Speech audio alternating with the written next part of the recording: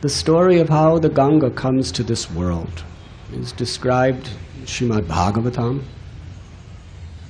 When Lord Vaman begged for 3 steps of land from Bali Maharaj, after Bali Maharaj had conquered the entire universe. Bali Maharaj, being the grandson of Prahlad Maharaj, was very, very pure in heart, even though by birth he was the king of the Asuras, the son of Virochan. So he promised Vamanadev, "You have such little steps, you are just a child, and a dwarf at that, but take your steps." Shukracharya didn't like this idea, because he was a priest, a Brahmin priest, who was very much concerned with dakshina.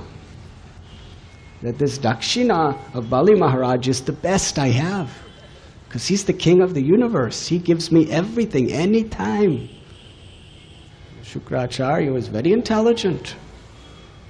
He knew quite well that this was Vishnu in the guise of a little child dwarf. He said, "You should not give. If you give, you will lose everything. He will take 3 steps. He will cover the whole universe with 2 steps, and you'll have nothing else. On the basis of a higher principle, you have a right to break your promise." Bali Maharaj knew, as a fact, he would lose everything. He said, "This is Vishnu. The purpose of Guru is to teach to surrender to Vishnu, and you are teaching me do not surrender to Vishnu. I don't mind being cast in an ocean of poverty, but I will not break my word to a Brahmin." Shukracharya cursed him to lose everything. Bali Maharaj said to Vaman, "Now take what you like." This little child grew to such proportion, Trivikram. With 1 step he covered half the universe. With the other step he covered the other half. With the nail of the big toe of his left foot, he pierced the covering of the entire universe. The universe is floating in the causal ocean, which is emanating from the very body of the Supreme Personality of Godhead. That causal ocean leaked into the crack made by the toe of Vishnu. As it came in, it washed the feet of the Lord. And the great demigods celebrated this wonderful, wonderful event. After washing the lotus feet of the Supreme Personality of Godhead, Ganga Devi became supremely pure. The ultimate destination of everyone's life is to seek shelter of the lotus feet of the Lord. Chaitanya Mahaprabhu begged to be a speck of dust at the feet of Lord Krishna, because the lotus feet of Lord Krishna have such power that they could alleviate all the miseries and sufferings of this world, vanquish all the sins of our heart, and award us pure love of God. So the water that washes the feet of the Lord is Charanamrit. It has the same exact power of the feet of the Lord directly. So out of his causeless mercy, Ganga Devi became the all-purifying substance of Krishna's mercy. She flowed down to Dhruvaloka, where Dhruva Maharaj resides performing tapasya. It is now called the pole star.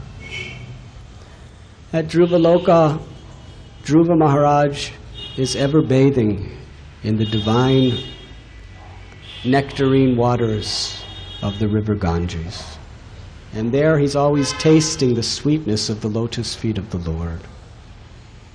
From Dhruvaloka, the Ganga descends to the planets of the 7 rishis, which are circumambulating Dhruvaloka. And the planets of the great rishis, those great souls, they remain there always because they never want to depart from the most auspicious opportunity to drink from the Ganga, to bathe in Ganga, to see Ganga, to experience the breeze of Ganga Devi.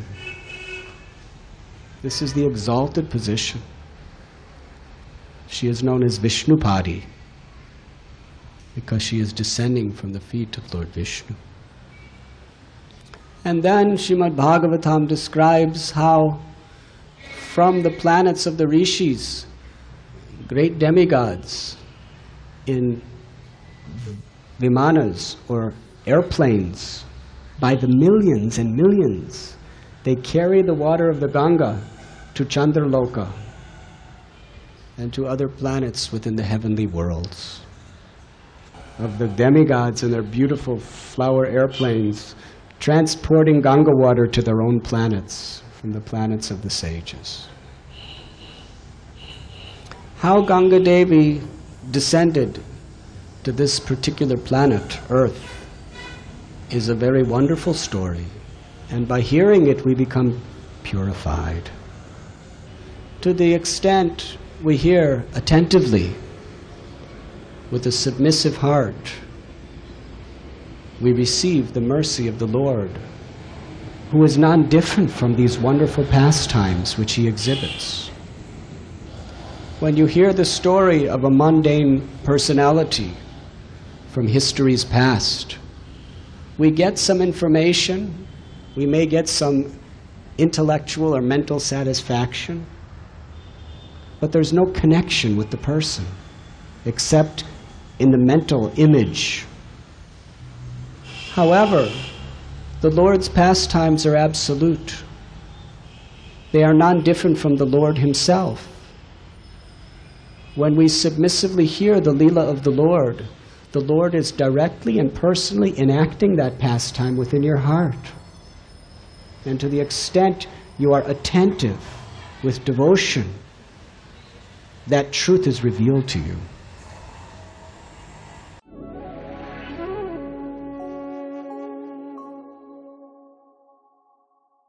You were listening to Radhanath Swami on thesacredconnect.com.